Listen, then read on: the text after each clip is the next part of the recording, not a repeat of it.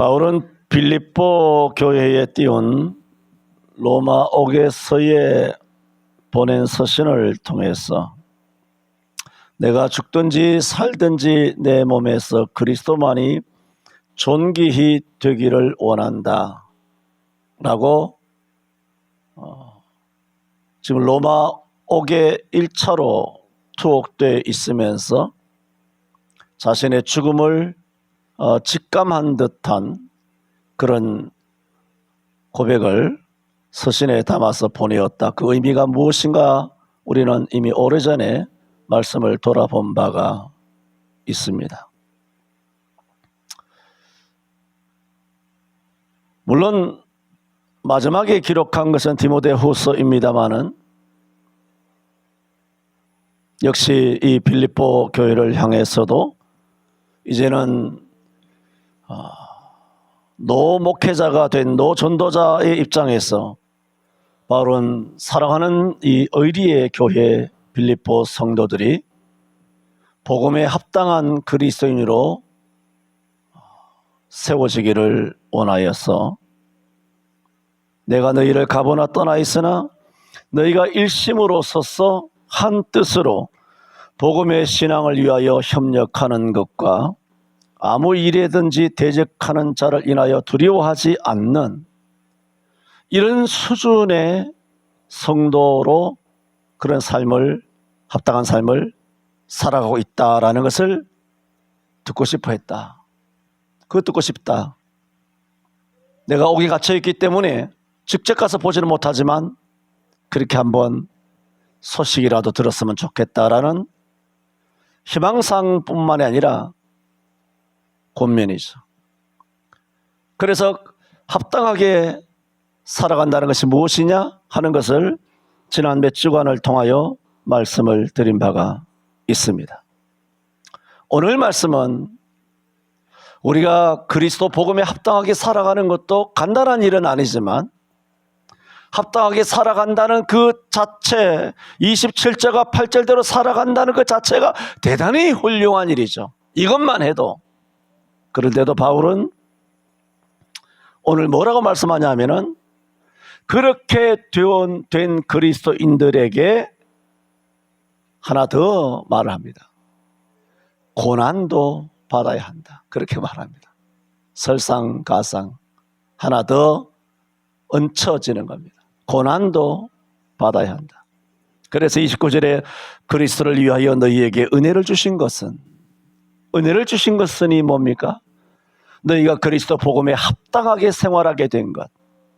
우리가 그야말로 일심으로 서 있는 것. 한 뜻으로 복음의 모든 일에 협력하는 것. 그리고 아무 일에든지 누구에게든지 세상을 두려워하지 않는 것.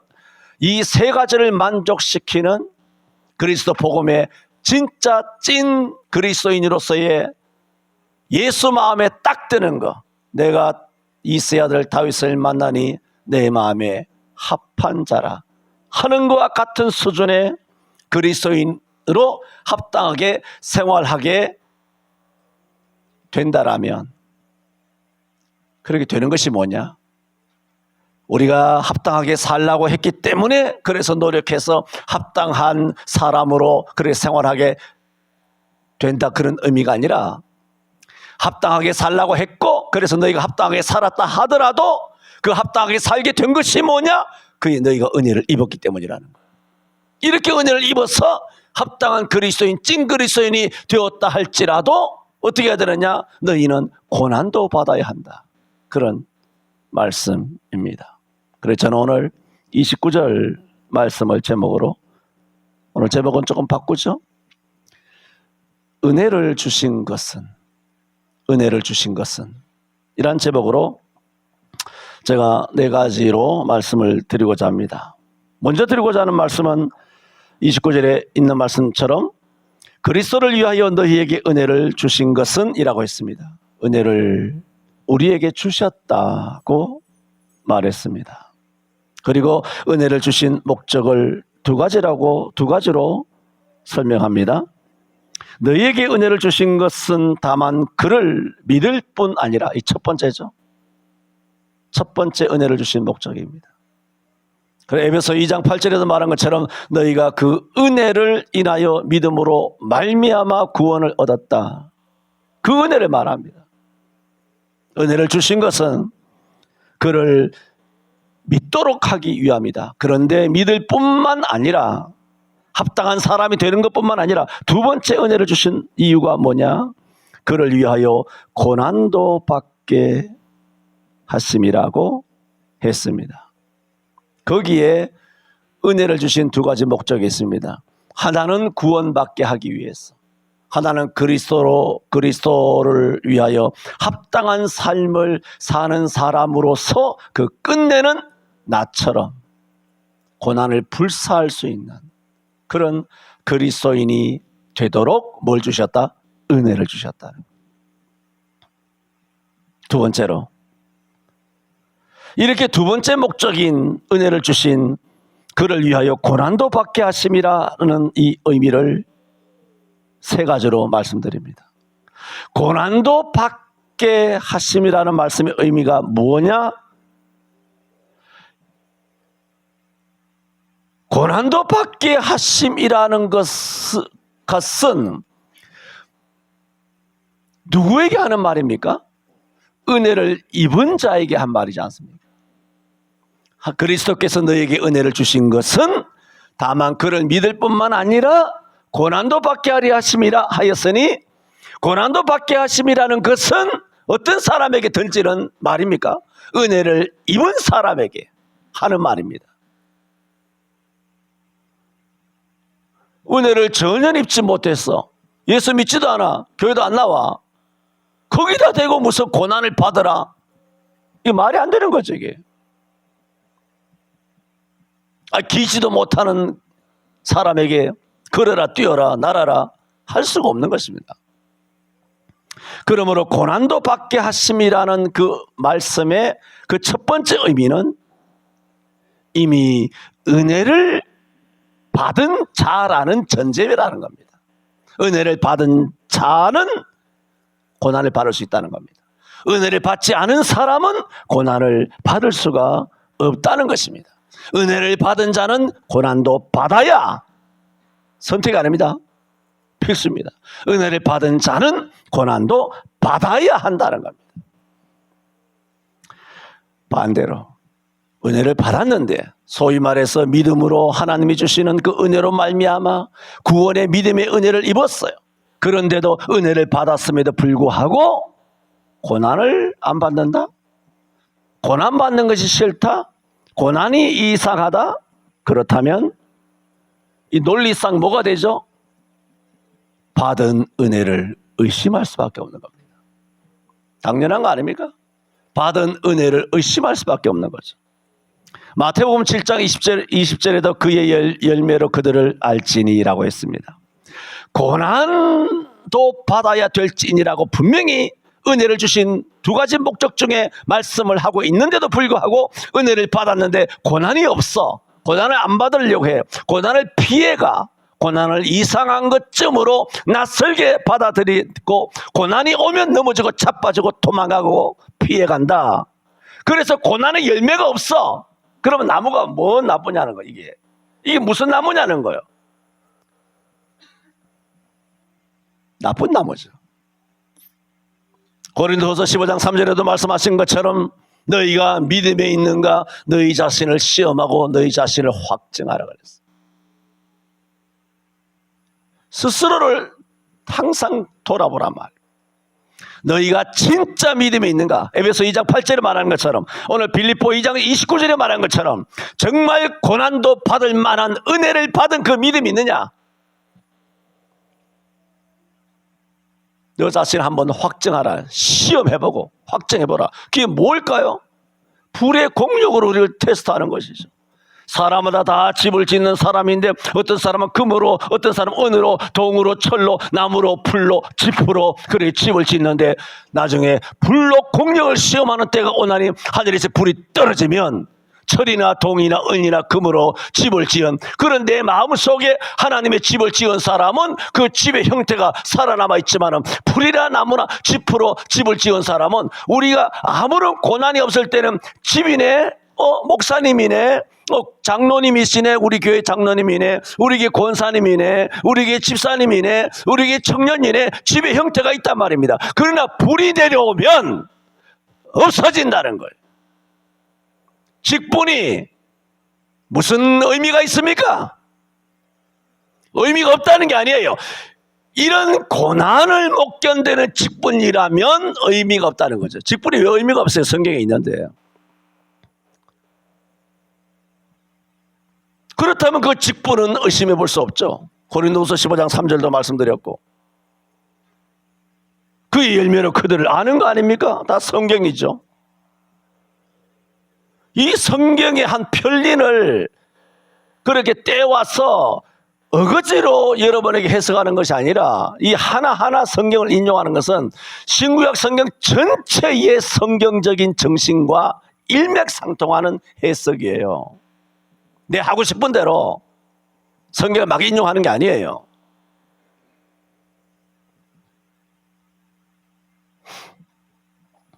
고난도 받게 하심이라는 의미는 정말 은혜 받은 자라면 고난도 받아야 한다.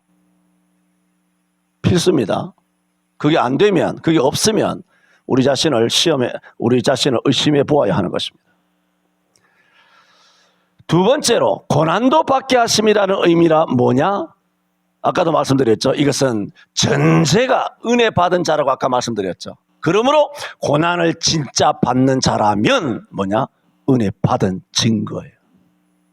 그게 되면 그 고난이 뭘까요? 여러 가지죠. 내 살부치에서 하나 떼서 드리는 거, 그게 고난이죠. 내 마음에 혹은 나의 여러 가지 그것을 불편함이 오지만은 그것을 하나님 앞에 기꺼이 나의 시간을 잘라서 내 드리는 거. 하나님 보실 때는 이거 아무것도 아니지만 그래서 요만한 믿음을 가지고 있는 사람에게는 고난이죠. 각자의 고난의 수준은 다를 수도 있겠죠. 아기에게 오는 고난과 초등학생이 겪는 고난의 그 강도는 다 다르지 않습니까? 우리 어른이나 청년들에게는 웬만한 고난은 고난이 아닌 것이죠. 신학에도 성숙한 사람은 웬만한 고난은 고난이 아니에요. 그러나 여기 예배 참석하는 조그마한 아이들은요, 조금만 해도 추워도 더워도 밥을 못 먹어도 넘어져도 자빠져도 조그마한 피가 나도 조금만 찔려서 빨간 그런 피만 나와도 애들에게는 고난인 거예요. 우리는 아무것도 안 해죠. 그냥 밴드 갖다 붙여버리고 약 발라버리고 아무 일 없듯이 그냥 지나가게 되는 것이죠. 그런 어떤 경우에 따라서 경지에 따라서 수준에 따라서 고난의 정도는 다를 수는 있지만은 어쨌든 간에 나의 수준에서 뭔가를 떼어서 물질을 떼어서 드리든 시간을 떼어서 드리든 내 몸을 드리든 간에 나의 사생활과 약속을 번복하면서까지라도 예배에 참석하든 주를 위하여 먼저 그의 나라와 그의 의를 구하든 간에 이렇게 고난을 받는 자, 주를 위하여 뭔가 드릴 수 있는 자, 그게 뭐냐? 은혜 받은 증거라는 거예요. 그게 핵심이 뭘까요? 예배예요. 주일 예배는 의무 아닙니까? 근데 수요 예배는 사실 의무 아니거든요. 수요 예배는 사실 의무는 아니에요. 성경에 수요 예배 하라는 게 있습니까? 전 세계에서 수요 예배라는 것은 대한민국 교회밖에 없거든요. 그런데 이것은 필요 없는 것이 아니라 한국교회 주신 특별한 은혜인 줄로 믿습니다. 이런 계명에도 없는데도 모이기를 힘쓰는 것은 참으로 성경적이기 때문에 수요일만 아니라 새벽에도 나오고 철야도 나오고 구역에도 나오고 이렇게 모이기를 힘쓰는 한국교회가 한국교회의 부흥의 사실은 원동력이 된 거 아닙니까? 모이면 기도하고 흩어지면 전도하고 이게 한국교회 140년의 역사였단 말입니다. 그러므로 이렇게 하나님 앞에 고난을, 그걸 예배를 고난이라는 뜻이 아니라 나의 시간을 떼어서 주님께 드린다는 의미에서 수요 예배 주중에 나와서 이와 같이 예배에 참석하는 이 자체가 뭐냐? 은혜 받은 증거입니다. 은혜를 받지 못한 자는 고난이 뭔지도 모르고 고난도 못 받고 교회 나오겠습니까? 수요예배 나오겠나 말입니다. 하나님 앞에 물질을 돈 1,000원이라도 자주 수년 동안 말씀드렸던 것처럼 예수 안 믿는 사람도 요즘 뭐 돈 많은 사람 많지 않습니까? 그런 사람들이 연말돼서 불이웃이나 아니면 뭐 그 뭐죠? 연말 되면 땡그랑 하는 거 자선 낭비. 그 돈 넣으면 안 됩니다. 예, 다 딥스 세력들이고 다 빨갱이 세력들이기 때문에 그 돈 넣지 마세요. 그 감성팔이 해가지고 불이웃 돕는 것처럼 애 데리고 가서 뭐 조기 교육, 뭐 영재 교육 하듯이 그렇게 하지 말란 말입니다. 지금 이 시대에는 적십자, 녹십자, 구세군을 포함해서 뭐 하나 정말 믿을 만한 조직이 없어. 유니세프고 뭐 환경단체고 뭐고 믿을 것이 하나도 없는 완전히 이 거짓된 세상, 속아 넘어가면서 우리 살아왔던 그 삶이에요. 헌혈까지도 마찬가지고 말이죠. 얼마나 악랄한데 우리가 수십 년 동안 이 나이 되도록 속아 넘어왔고, 그렇게 헌혈 뭐 군대 가든 예비군 훈련 가든 뭐 헌혈하면 그것이 뭐 참 큰 희생을 하고 뭔가 사회적으로 내가 뭘 하나 하는 것처럼 헌혈증 뭐 열 몇 개씩 받아서 챙겨서 모아놓는 게 그게 나의 어떤 뿌듯함이 되든 이런 것까지 다 속아왔더란 말입니다.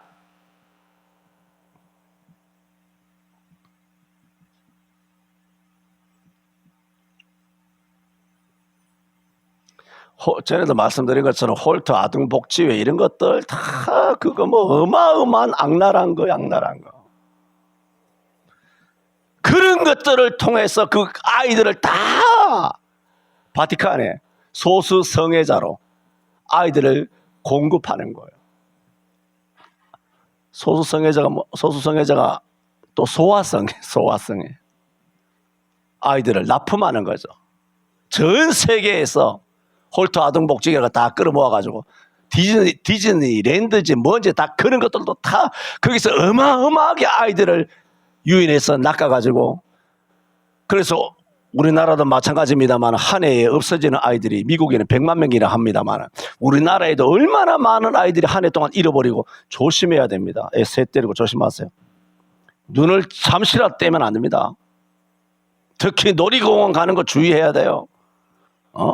부모들이 잘 지켜야 됩니다. 그렇게 악한 세상을 지금 우리가 살아가고 있습니다. 보세요. 어제 유등교 차에 받쳐가지고 죽을 뻔했다가 살아나는 거 보세요. 이게 1두건입니까? 한두 건이냐고요. 이재명과 연관돼서 자살당한 사람이 10명이 넘어요. 죽은 사람이. 문재인 정부 때 자살당한 사람 수십 명, 내 리스트 뽑아오라 그러면 나한테 있어요, 저기. 바로 뭐 내가 인수해가지고 리스트 다 뽑아드릴게. 얼마나 많은 사람이 자살당했는지. 다 자기의 재판과 연관된 증인이나 참고인, 다 이런 사람들이 죽었으면 이것은 한 번, 두 번, 이런 얘기 할 때가 아니죠. 넘어갑시다. 그러므로 은혜를 받지 못한 사람은 고난을 받을 자격도 없죠. 예수를 모르는데 뭘 예수를 위하여. 그래서 이 사람들이 연말에는 뭐 많이 구제도 하고 불의웃을 돕지만 제가 말씀드린 핵심은 뭐냐? 예수 이름으로는 절대로 천원도 못합니다. 신기하죠? 반대말이 뭔지 아십니까? 여러분, 예수 이름이 아니고는 누구에게도 1,000원짜리도 하면 안 돼요. 그건 자기 얼굴 내는 거잖아. 왜 당신의 얼굴을 내라 그래? 당신 돈이야? 반대로 우리는 예수 이름이 아니고는 절대로 기부하면 안 돼요. 예수 이름이 아니고는. 그럼 누구 영광이 나타나겠는데? 그 돈 누가 줬는데? 그 돈은 헛되어 있습니까? 이웃을 위해서 하든 아니면 고아원을 위해서 하든 간에 예수 이름으로 하셔야 돼요. 예수 이름으로.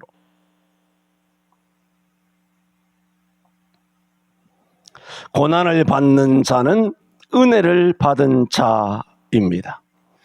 베드로전서 4장 12절에도 사랑하는 자들아 너희가 시련하려고 오는 불시험을 이상한 일 당하는 것 같이 이상히 여기지 말라 했어요. 디모데후서 4장 5절에도 그러나 너는 모든 일에 근신하여 고난을 받으며 그랬어요. 디모데후서 2장 3절에도 내가 그리스도 예수의 좋은 군사로 나와 함께 고난을 받을지니 그랬어요. 이런 성경은 많이 있지 않습니까? 정말 은혜를 받은 사람이라면 어떻게 하느냐? 고난을 받습니다. 세 번째로 뭐라고 지금 말씀드렸습니까? 진짜 은혜 받은 사람은 고난을 받습니다. 진짜 은혜 받은 사람은 고난도 받아야 한다 말씀드렸죠. 근데 세 번째가 뭐냐? 고난이 은혜입니다. 은혜를 받으면 우리가 구원의 은혜를 받는다. 은혜를 주신 두 가지 목적이라 그랬죠. 그리스도를 위하여 너희에게 은혜를 주신 것은 그를 믿을 뿐 아니라. 첫 번째. 두 번째는 그를 위하여 고난도 받게 하심이라. 그를 위하여 고난도 받게 하심이라. 세 가지를 지금 설명하고 있는 것 중에 셋째가 뭐냐? 이 고난도 받는 것이 뭐라고? 은혜잖아요. 은혜로 인하여 고난을 받잖아요. 그런데 놀라운 것이 뭐냐? 그 고난이 은혜라는 거예요. 신기하죠. 그거 참 신비한 것입니다. 우리가 하나님으로부터 은혜를 받지 않으면 주 예수 그리스도 이름으로 절대로 고난을 못 받거든요. 근데 지금 설명드린 게 뭐냐면 그렇게 고난을 받으면 은혜 받은 증거라고 말씀드렸고, 은혜 받은 사람은 고난도 받아야 한다고 그랬는데, 그 고난을 받을 때 은혜 받은 사람을 고난을 받으면 그 고난이 고난이냐 하는 겁니다. 고통스럽지만 않다는 거예요. 그게 놀라운 것이 신비로운 거죠. 그래서 우리가 은혜를 받으면 고난도 받게 되는데 그 고난이 고통만이 아니라는 거예요. 그 고난이 어떻게 되느냐? 그 고난이 매우 큰 기쁨이 된다는 거예요. 여러분 하나님 앞에 11조를 해요. 뭐 30만 원, 50만 원, 뭐 얼마나 11조를 하든지 간에 헌금을 11조 하잖아요. 하면 한 달 소득 500 중에서 50만 원을 떼서 딱 10분의 1을 떼서 하나님께 드려요. 그게 고난이거든요. 그것도 고난이에요. 주일 하루를 완전히 일주일 중에 7분의 1을 딱 떼서 주일 하루를 하나님 앞에 케이크 조각을 딱 잘라서 하나님께 이 시간의 케이크를 잘라서 하나님께 딱 드린단 말입니다. 그때 여러분의 교회에 와서의 그 모든 시간이 고통만 그렇습니까? 11조 하는 것이 내 살점이 떨어져 나가는 고통만 있냐 말입니다. 아닙니다. 고난도 있지만 뭐가 있느냐? 그게 굉장히 기뻐요. 그래서 고난이 뭐냐? 고난이 실제로는 은혜라는 거죠. 그러니까 다시 아까 원대 복귀를 한다면 은혜를 받지 않은 사람은 고난이 뭔지 모르는 거죠. 고난이 뭔지 모르고 뭔지 모르니까 고난을 안 받죠. 그러나 내가 너에게 은혜를 주신 것은 오늘 제목이잖아요. 은혜를 주신 것은 다만 그를 믿을 뿐만 아니라 또한 고난도 받게 하려 함이라. 한 그 세 가지 의미를 말씀을 드렸습니다. 그런데 이걸 다시 간략하게 압축하지 맙시다. 다 뜻을 이해하시죠? 그런데 이렇게 이런 은혜를 주시어 믿게 하시고 고난도 받게 하셨는데 그것이 뭐냐? 여러분이 합당한 삶이 되었죠. 여러분이 합당한 그리스도인이 되었죠. 일심으로 섰죠. 한 뜻으로 복음에 협력을 했죠. 그리고 아무 일이든지 누구에게든지 두려워하지 않죠. 그리고 고난도 받았죠. 이게 다 누가 한 겁니까? 하나님의 은혜를 주셨고 우리가 그 은혜를 기쁨으로 고난을 받고 하나님을 위하여 산 거잖아요. 살았죠? 근데 성경이 뭐라 그러냐? 그것은 그리스도를 위하여 한 거라는 거예요. 그렇게 은혜를 주셔서 너로 하여금 그를 믿게 하고 고난도 받게 하신 이 모든 일련의 모든 신앙의 생활은 너 자신을 위해서가 아니라 그리스도를 위하여라고 말하고 있어요. 29절에 뭐라고 말했습니까? 그리스도를 위하여 그렇게 말했죠. 왜 너희에게 은혜를 주셨느냐? 그리스도를 위하여 은혜를 주셨다는 거예요. 자, 우리가 은혜를 통하여 믿음으로 지옥 갈 사람이 천당 가게 됐어요. 마귀 자식이 뱀 새끼가 하나님의 아들이 되고 자녀가 됐어요. 그러면 그것이 내게 굉장히 좋은 일이잖아요. 굉장히 좋다는 말로도 표현이 부족하죠. 우리 절대적인 운명이 바뀌잖아요. 지옥 갈 사람이 은혜 우리에게 주신 은혜로 말미암아 그를 믿음으로 구원을 받아 영원히 지옥불에 있지 아니하고 영원히 천당 가서 살게 됐으니 이 은혜를 주신 것이 결국 은혜를 주신 것이 누구에게 가장 혜택이 되나요? 내게 엄청난 혜택이 되잖아요. 날 위하여 이 은혜가 날 위하여 역사한 거 아닙니까? 내가 천당 가게 됐잖아. 누가 천당 가는데? 내가 천당 가는데. 내게 복이 되잖아요. 그런데 성경이 뭐라 그러냐? 그럼에도 불구하고 그리스도를 위하여라고 말하고 있어요. 이게 뭔 말씀인고 하면 우리가 은혜로 구원을 받고 또 고난도 받고 또 하나님의 자녀가 되고 나중에 영원한 천당에 들어가고 또 주님을 위해 열심히 충성하고 헌신하여 하나님께 영광을 돌리고 이런 모든 삶을 통하여 무엇이 되어야 되느냐? 그리스도를 위하는 것이 되어야 한다는 겁니다.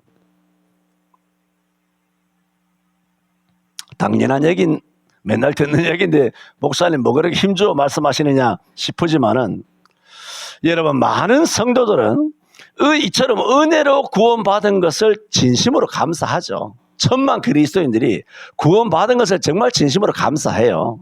하지만 성도들 중에는 은혜로 구원을 받았음에도 불구하고 이게 중요해요.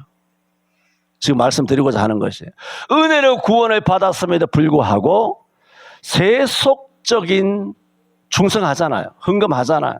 앞에 나와서 고운 목소리로 찬송하고 뭐 오르간 치고 뭐 악기 다루고 뭐 댄스하고 뭐 온갖 방송 편집하고 뭐 온갖 것으로 충성하지 않습니까? 그게 다 주를 위하여 하죠. 하지만은 감사함으로 그렇게 하지만은 구원받은 사실에 대하여 한편 세속적으로 자부심을 가지고 자기 자신에 대하여 뿌듯하게 생각하는 사람들도 적지 않다는 겁니다. 여러분 생각해 보세요. 내가 목사가 됐어. 근데 목사가 된 것이 오직 그리스도를 위하여 그랬잖아 여기. 그래서 그리스도를 위하여만 이게 다 하나부터 100까지 알파 오메가까지 전부 다 하나님의 은혜다. 하나님 영광 받았어요. 내가 그릇도 되지 못하고 회방자의 폭경자의 핍박자인데 내가 무엇이간데 주께서 날 충성되이 여겨 내게 직분을 맡기셨나이까? 나는 감당치 못하겠습니다. 이게 정상이잖아요. 그렇잖아요. 지금 그걸 말씀하는 거예요. 이렇게 다 감사를 하는데 사람이 개 중에는 또 어떤 순간에는 뭐냐면 자기가 목사가 된 그 사실, 구원받은 사실, 장로가 된 거, 권사가 된 거, 앞에 나와서 설교하고 앞에 나와서 공정기도하고 앞에 나와서 지휘자가 되고 앞에 나와서 피아노로 반주를 하고 앞에 나와서 댄스를 하고 앞에 나와서 특송을 하고 앞에 나와서 헌금을 하면서 뭐냐? 자기가 뿌듯함을 느낀다는 거예요. 그것은 그리스도를 위하여가 아니라 늘 위하여란 거예요. 내가 그렇게 하라고 너한테 은혜를 준 거 아니야. 그 얘기예요. 은혜를 주신 것은 그를 믿을 뿐만 아니라 고난도 받게 하기 위함인데 목적은 그리스도를 위하여라고. 너 뿌듯하라고 한 게 아니야. 장로 된 다음에 너 뿌듯하라고 하는 게 아니야. 교회 커다랗게 짓고 네 뿌듯하고 또 우리 모든 성도들도 뿌듯해하면 안 된다는 거예요. 왜 뿌듯해하는데?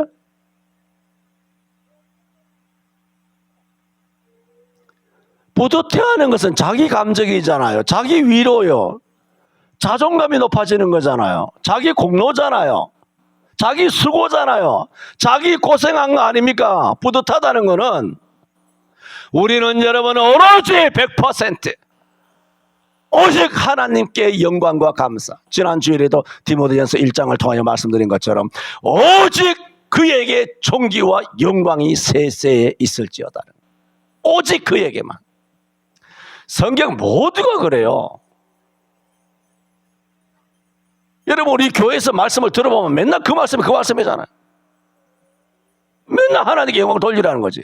여러분에게 0.001%의 어떤 자부심을 가지고 내가 자기를 쓰담쓰담하면서 자기 위로를 가지는 그런 여유와 틈을 줍니까 교회가?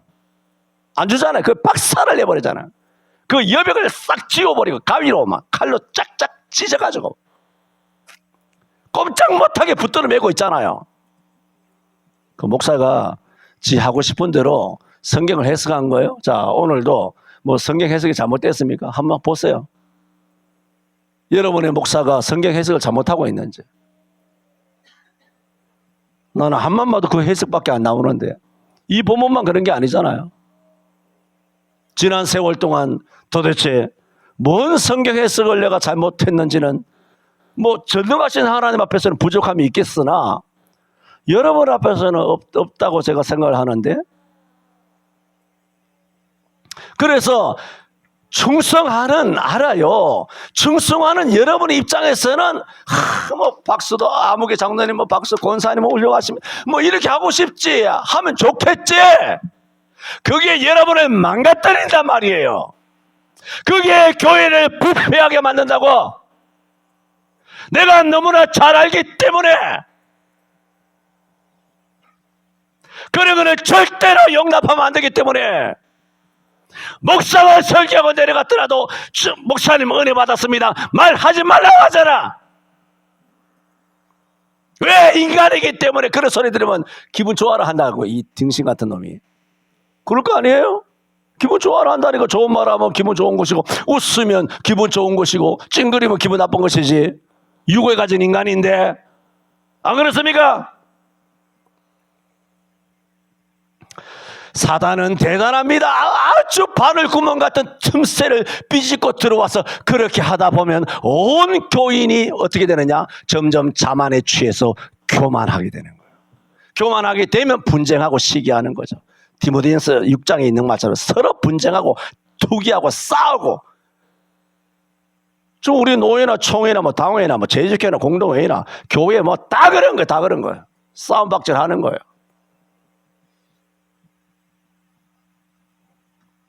뭐 회의를 하면 장로님 한 분만 좀 나오셔서 그렇습니다만, 당회를 하고 목사가 회의를 주재하면서 뭘 안건을 이야기하는 것은 묻잖아요. 장로님들이나 권사님에게 결정권이 있어서 이 목사가 묻습니까? 결정권이 그대들에게 있어서 내가 묻습니까? 웃기는 짜장면 아닙니까? 여러분이 결정하는 겁니까? 당회가 결정하면 하나님의 뜻이 되냐고 내가 수도 없이 설교를 해왔지 않습니까? 언제 한번 목사님 뜻대로 하십시오. 저희는 순종하겠습니다. 회의가 이렇게 돼야 되는 거 아니에요? 그냥 나는 회의예요. 하는 거지만 성경 어디에? 여러분이 결정권에 있어서 여러분의 동의와 제청을 묻냐고. 그냥 목사가 하는 거라고. 여러분을 존중하는 마음으로. 결정권이 있어서가 아니라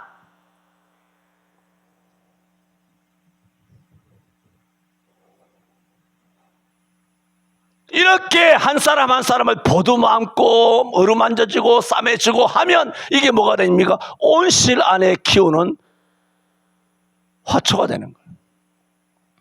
뿌듯해하고 박수치고 아무개 뭐 집사님 이번에 뭐 연말에 수고하셨습니다. 뭐 찬양대 밥 산다고 수고하셨습니다. 뭐 이거 수고하셨습니다. 일한다고 하셨어. 다 이렇게 칭찬받는 것이 좋죠. 가는 웃는 얼굴에 침을 안 뱉듯이 서로 웃고 칭찬하고 격려하고. 그러나 영적인 것은 내가 알잖아. 그렇게 하면 순간적으로는 서로 좋아요. 인간끼리. 우리 인간이잖아요. 정욕이 있잖아. 인간끼리 서로 좋다니까. 그래, 그게 장기적으로는 신앙을 허물어뜨려요. 그게 뭡니까? 성도를 위하여였어요. 사람을 위하여. 너를 위하여, 나를 위하여, 우리를 위하여. 성경은 그리스도를 위하여 그랬어요. 그리스도를 위하여 그랬어요. 이게 일두 군데가 아니잖아요. 성경이. 먹든지 마시는지 그 유명한 말씀을 또 뭐 말할 필요가 뭐가 있나요? 어마어마하게 오직 그에게 영광과 권능이 세세에 있으리로다. 베드로전서 여러분 다 외웠던 4장 11절도 마찬가지 아닙니까? 에베소 1장 6절도 마찬가지고.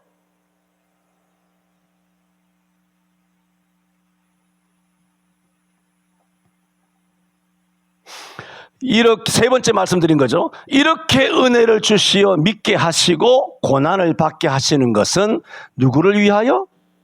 그리스도를 위하여. 교회에 위하여 아닙니다. 담임 목사 위한 거 아닙니다. 한국교회를 위해서 아닙니다.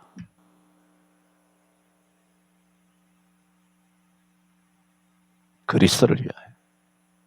오직.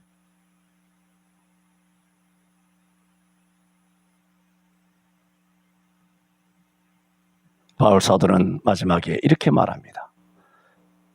고난까지만 해도 대단하지 않습니까? 그런데 나가서 싸우라는 거예요.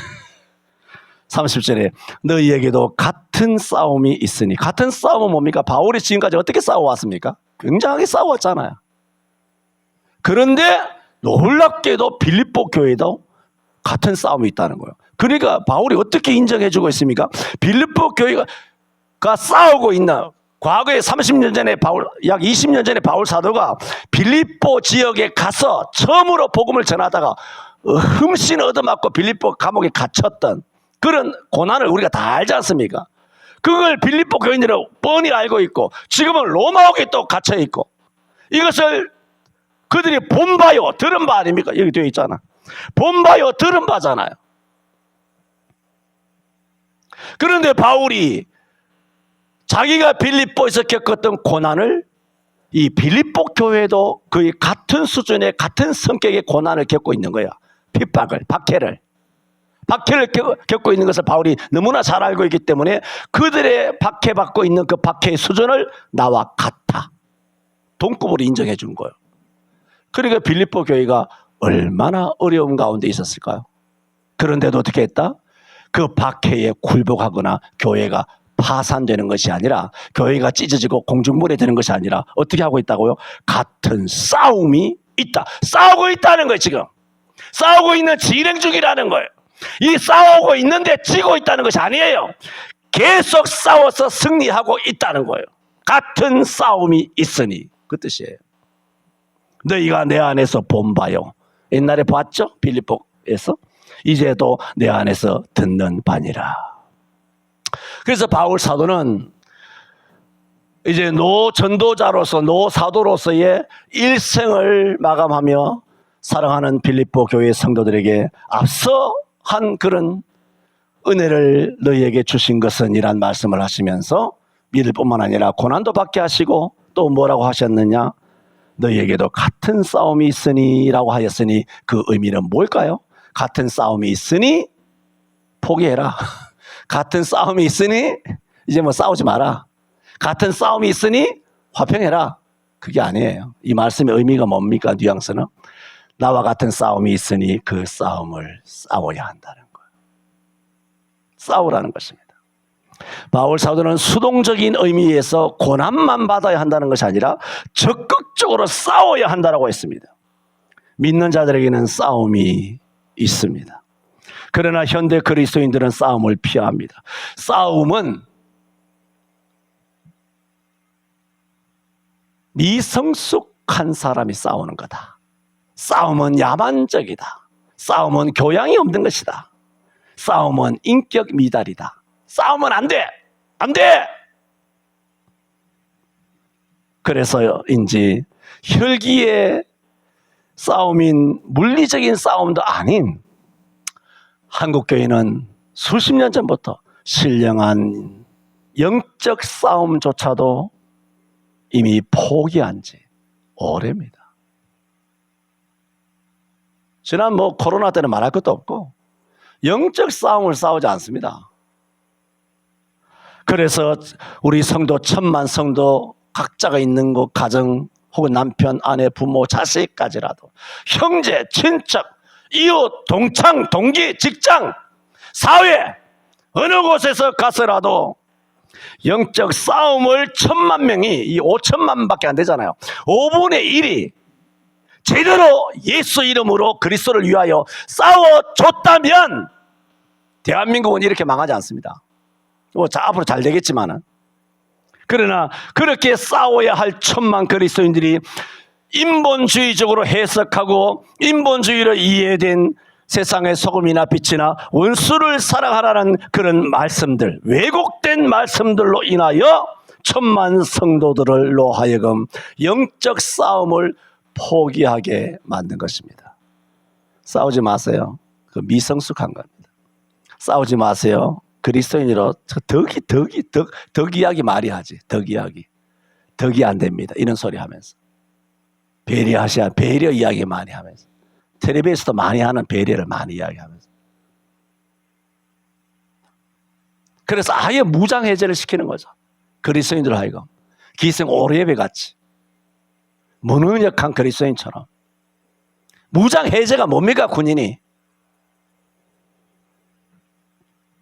그러나 보세요. 이 본문만 아니잖아요. 이 본문만. 바울 사도는 빌립보 교인들에게 너희에게도 같은 싸움이 있으니 했습니다. 바울 사도는 그리스도인은 싸워야 하는 것이 당연하다 말씀하고 있습니다. 우리는 알아야 합니다.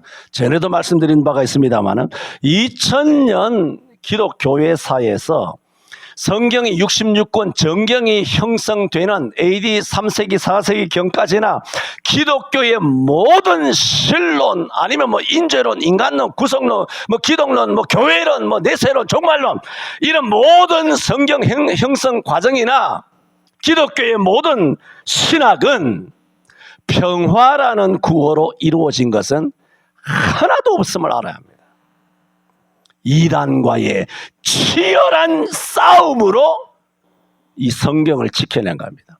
이단과의 강렬한 싸움으로 삼위일체론이 만들어진 거예요. 아세요?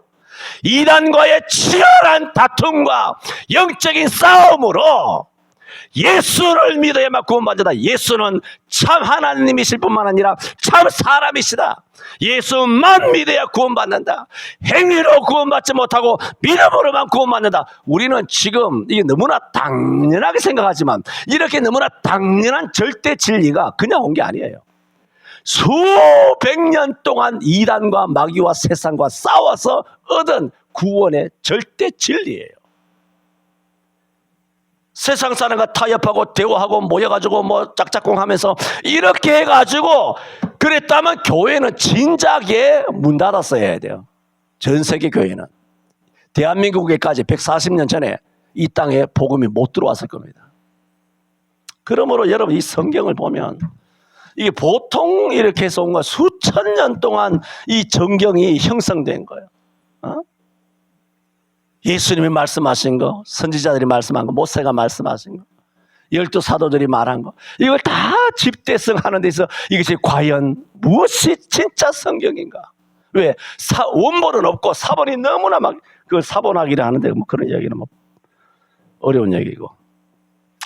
오늘 한국교회처럼 평화를 노래 부르며 처신했다면 기독교는 진작에 이 땅에서 사라졌을 것입니다.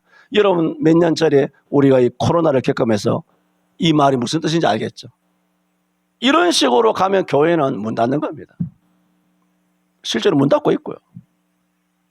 애가 적게 태어나서 문 닫는 거 아닙니다. 대한민국 교회는 120년, 130년 전에 1920년대에 우리 대한민국에 1100, 1200만 밖에 안 됐을 때 3%만 기독교인이었어요. 30만, 40만 명. 그래도 강력한 소금이었다고요. 1919년도 3.1 운동을 일으킨 기독교 정신으로 일제와 대항했단 말입니다. 그렇게 3%밖에 안 되는 소금이라도 진짜 세상에 소금이 됐더란 말입니다. 이 대형 교회들이 다 뭡니까? 해산, 문어 같이 엉망진창 아닙니까? 이게 소금이 빛입니까?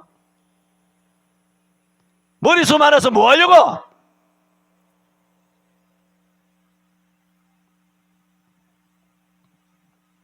지금 한국교회는 영적인 싸움을 피함으로 위기를 맞게 됐습니다.